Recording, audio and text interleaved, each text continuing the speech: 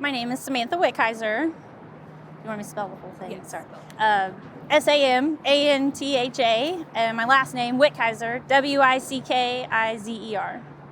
And I'm the Environmental Compliance Manager for Kokosing on the project. Great. We got it's too bright. Can you take a look? I mean, we're outside the limit, so yeah. Oh, okay, great. Yeah, good. Thank you. Okay. All right. So, Samantha, tell us about your current role on the Sherman Minton Renewal project. Well, my firm, Metric Environmental, is the overall environmental compliance manager for the design build team. And so we're on the contractor side of things, of which I am the team lead. We're down here every single day, and we oversee the project and make sure that it's in compliance with all of the environmental commitments and requirements of our permits and approvals. So, what are your main responsibilities if we were to kind of peel back the onion, a day in the life of Samantha? What would that look like? Well, I'm constantly answering questions. No, it's really, we're on site. We do inspections every single day, and we're overseeing the different types of work that they're doing, everything from up top on the bridge structures to down below where we have site access.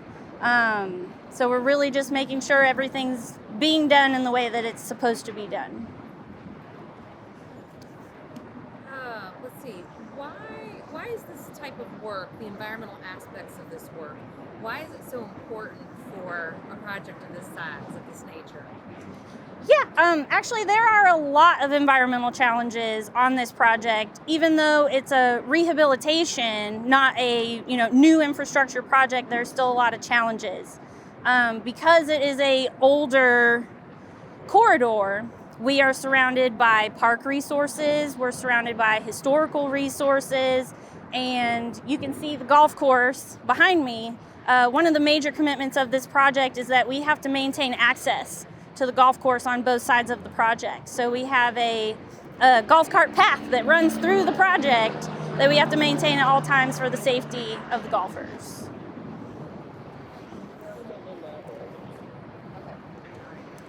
That's good. So, what kind of educational path did you take to get here? Kind of tell us your story about that. Right. Well, I have a Bachelor of Science in Biology. I originally thought I was going to be a doctor, which that definitely did not pan out. And I just sort of kind of found myself in the environmental field. I initially was a stormwater inspector for the Indiana Department of Environmental Management, and I was in that role for 5 years, and then I transitioned to Metric Environmental on the private side, and that's where I've been and how we ended up on this project. So, the Sherman Minton Bridge is a unique bridge. You mentioned some of the reasons why it's a unique bridge. Did you think you'd ever work on a bridge of this magnitude kind of in your career? If you had asked me either in college or shortly after if I would even be in the construction industry, I probably would have laughed at you. Like I said, it's just something, my career path just took me in this direction. As to being on a project of this size, I actually was kind of thrown into it in my first 6 months with IDEM. The 2 Ohio River Bridge projects, the downtown and the East End projects had already been happening for several years. And so when I started in my role, we started, sorry. I was a part of the regulatory team overseeing the construction and environmental aspects of those projects from the IDEM standpoint for the last 2 years. And so I had a unique set of experience and skills that helped us to get on this project. So you are probably very unique in that regard, that you have worked on the regulatory side and now you're kind of on the compliance side for the contractor. Yeah. What kind of wisdom do you bring to the table, day in and day out, that maybe not everybody would be able to offer? It's definitely a different perspective. As a regulator, you show up, you do your inspection, you write your report, and then, you go back a period of time after to see, whether they did what they were supposed to be doing. Whereas I'm here every day. I see everything that's happening, and, we try to foresee the problems before they happen. And there are days that I feel like I have actually more of an impact because I have more of a control of the day-to-day of what's happening than, just doing an inspection and coming back incrementally to see what was done. Great, that's really interesting. So you didn't plan to be in construction, but what do you love about working in construction? I learn something new every day.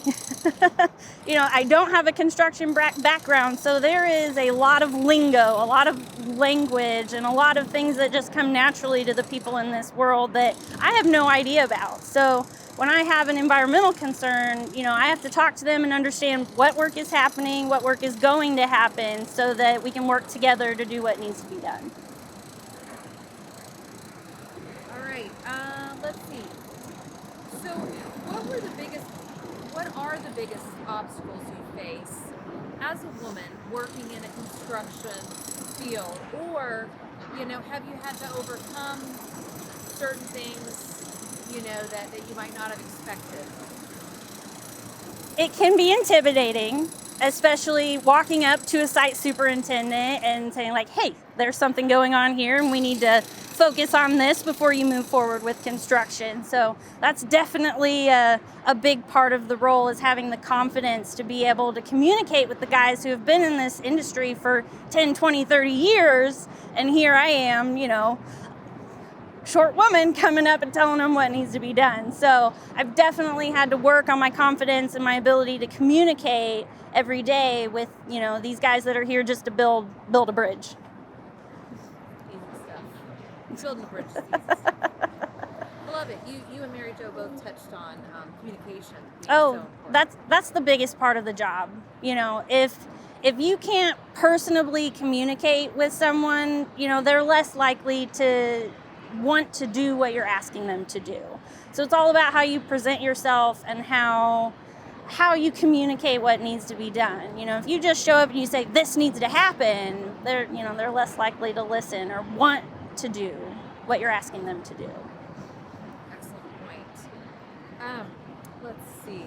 So why is it important to protect our environment during an infrastructure project, and do you think people understand fully what that looks like?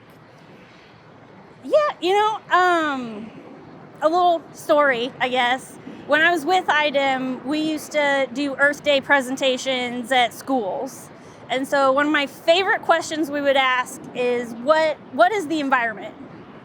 And, little kids, you get all kinds of crazy answers. But people naturally think of like your air and your water and your land. But it's also about the resources around us. So again, the parks and the historical elements that exist around us. We have finite resources and valuable resources, and we need to protect those so that they're available for future generations. I like your story. Yeah, that's good. Brings it to life. So maybe you could just kind of run down for us what are just a handful of the basic things that are in your purview, whether wetlands or erosion or sediment control, whatever those things are. Maybe give us an idea of what your world looks like.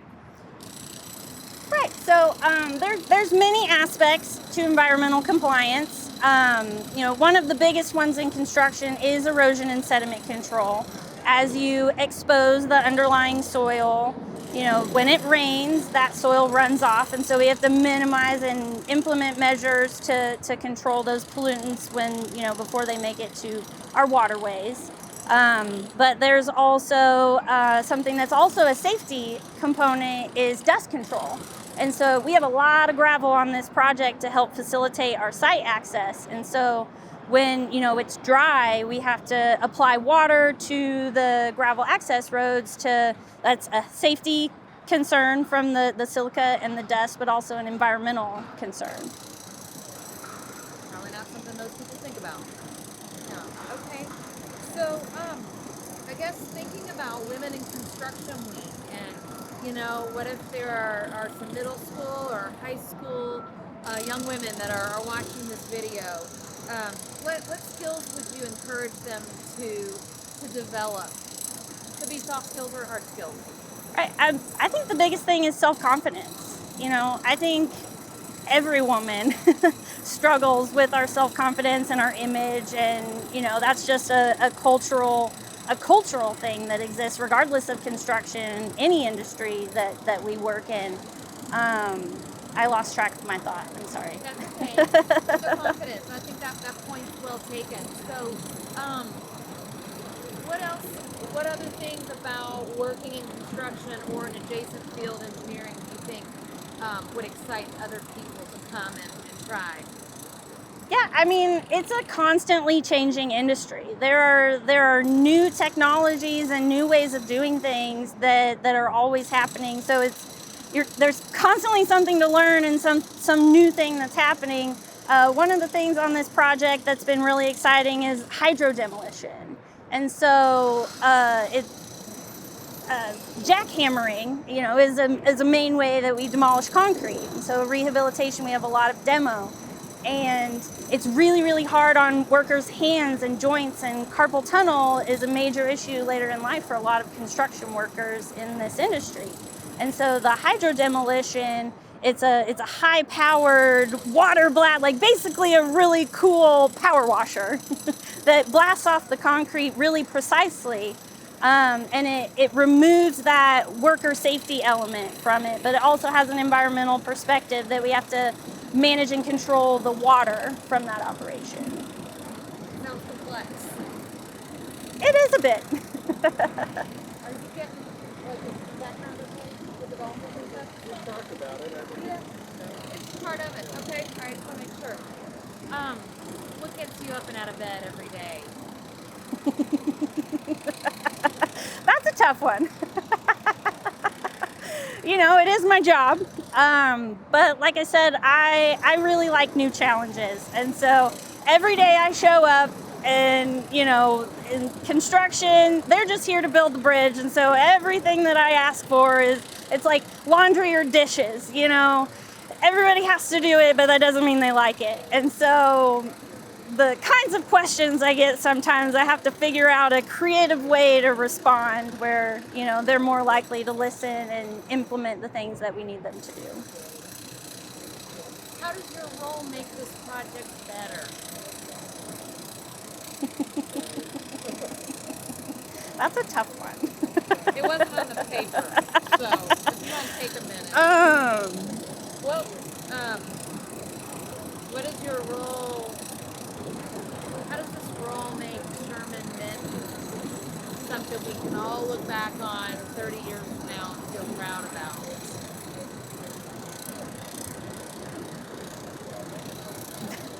I'm gonna get some hard ones. I mean, that's Go ahead. the thing about the environmental perspective is that, you know, we're causing, you know, a change to the environment where we're living and working every day. And then when we're done with construction, we have to put it back, for the most part, the way that we found it. And so near the end of the project, there will be a heavy environmental focus on vegetation establishment and those types of things, so that when we leave the project, it doesn't really look like we were there.